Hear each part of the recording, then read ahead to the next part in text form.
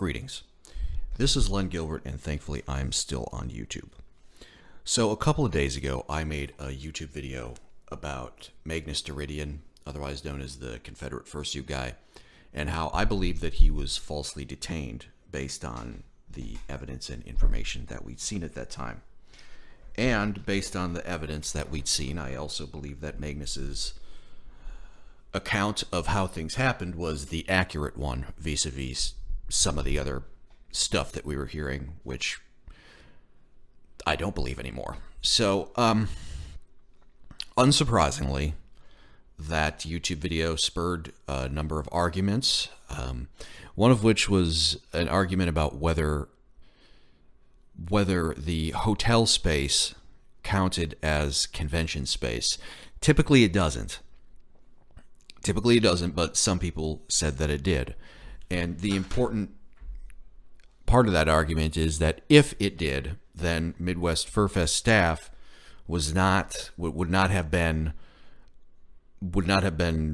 falsely detaining Magnus, because the video altercation, which I showed in the previous video, showed them trying to blockade Magnus from leaving the hotel, despite the altercation not actually happening in convention space. The staff was still trying to stop him, which I found to be very disturbing and probably illegal. But again, there were some arguments about it, and apparently, according to some people, sometimes entire convention centers, including the hotels, are leased. I haven't heard of that actually happening. That ambiguity has been lifted.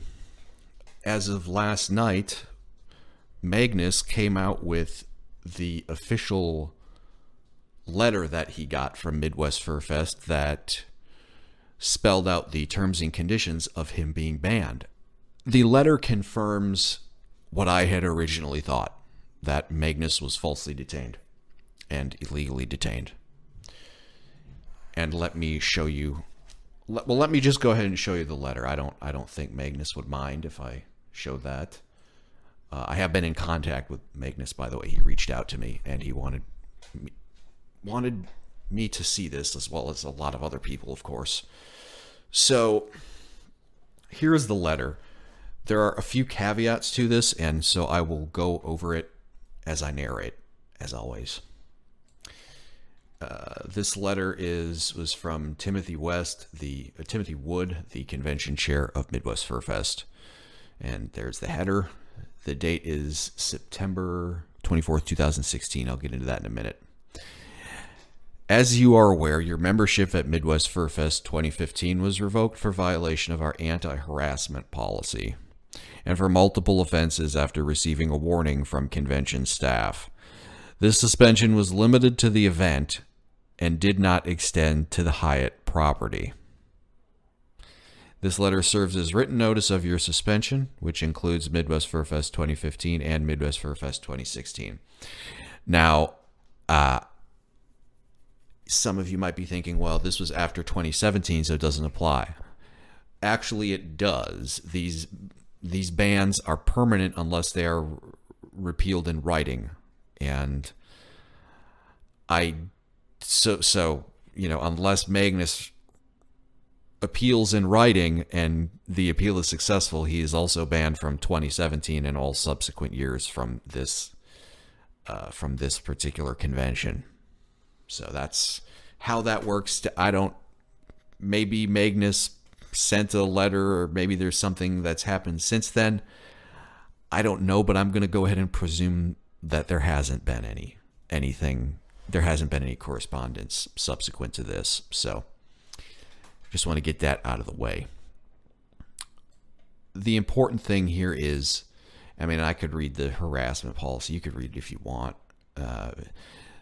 Suffice it to say, this letter doesn't really spell out exactly what Magnus did, and whether he deserved to be banned is up to you. I'm not going to debate it. The important thing is right here is this sentence right here. This suspension was limited to the event only and did not extend to the Hyatt property. I can't emphasize enough how important that is in light of what happened to Magnus at Midwest Fur Fest this year. So there is a serious problem right there, and I'll go into that in a minute. I want to finish this letter.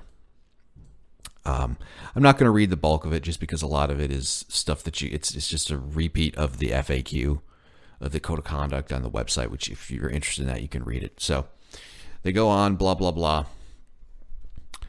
A suspended member may appeal their prohibition in writing and only in writing to the Board of Directors at P.O. Box 288, Park Ridge, Illinois, before the next convention. The Board of Directors reserves final authority to grant or deny membership. Okay, yeah, that's true. But again, notice that a suspended member can appeal their prohibition only in writing. So if they don't appeal their prohibition, they may as well be banned every year subsequently. That's typically how it works. So he was banned from the convention in 2017 as well, but not from the Hyatt Regency property. The end of this letter is particularly telling because it's well, I'm just going to go ahead and read it. We respectfully ask that you observe the intent of this ban and do not return to the Hyatt Regency O'Hare this year. Just after they said you're not banned from the Hyatt Regency, they ask that he not go. I mean, that's pretty unprofessional, if you ask me. They requested that he not go. But what's even more unprofessional, of course, is how the staff behaved this year. And I'm just going to go ahead and I'll show you if you haven't seen the video, I'm going to show you the video one more time.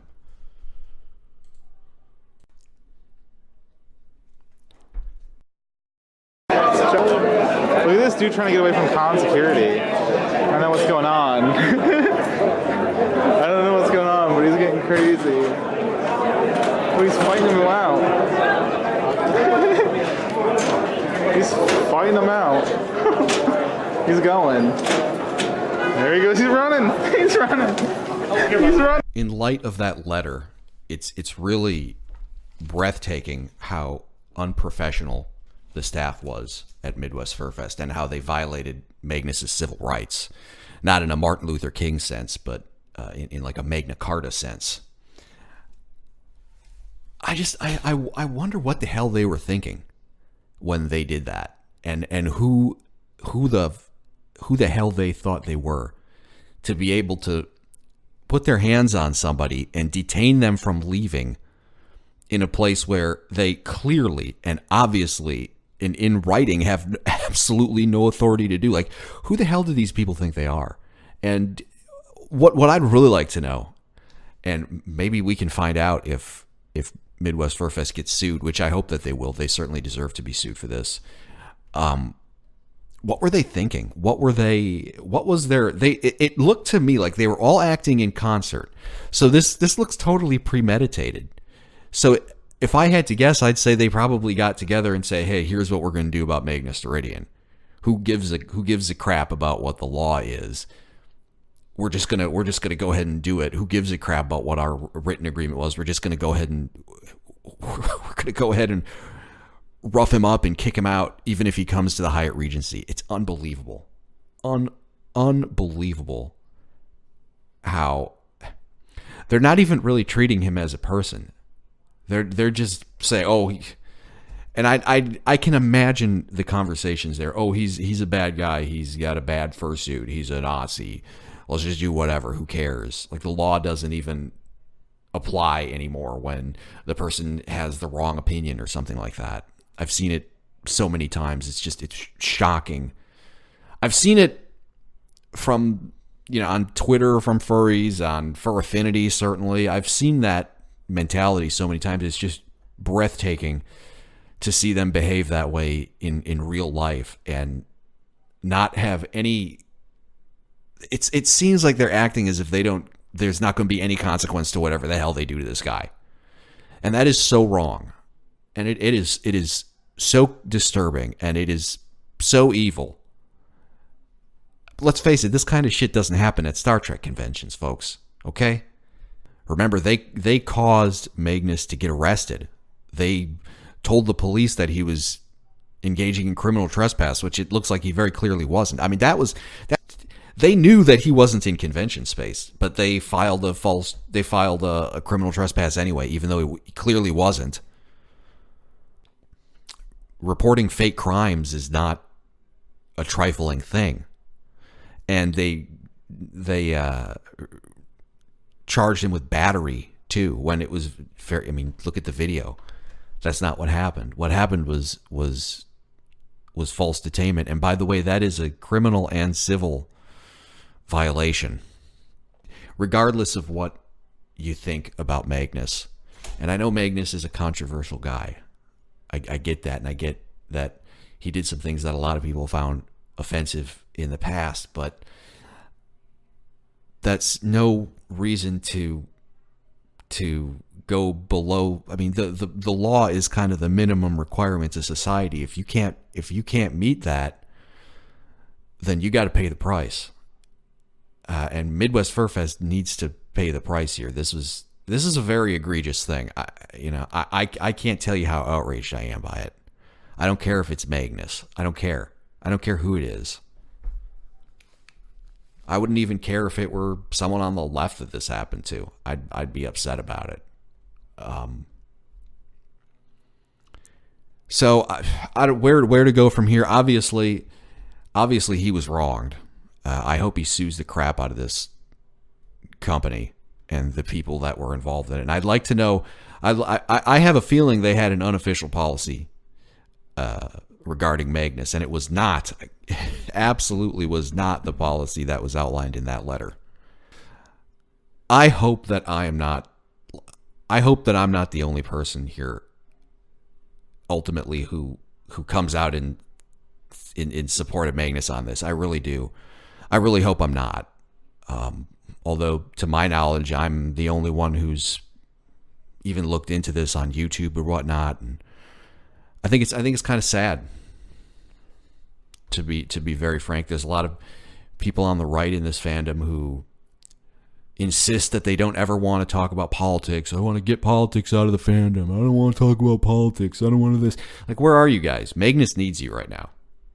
Magnus needs you right now. Whether you like Magnus or not, this guy's rights were violated. And it's on us we have a moral obligation to stand up for him, because if we don't, it could and will happen to one of us next. And when that does happen and no one's there to speak out for you, what the hell are you going to say? If you're wondering why this fandom is just getting worse and worse and worse and more and more repressive, people on the right, it's because you guys don't typically do anything when stuff like this happens. You just hide out.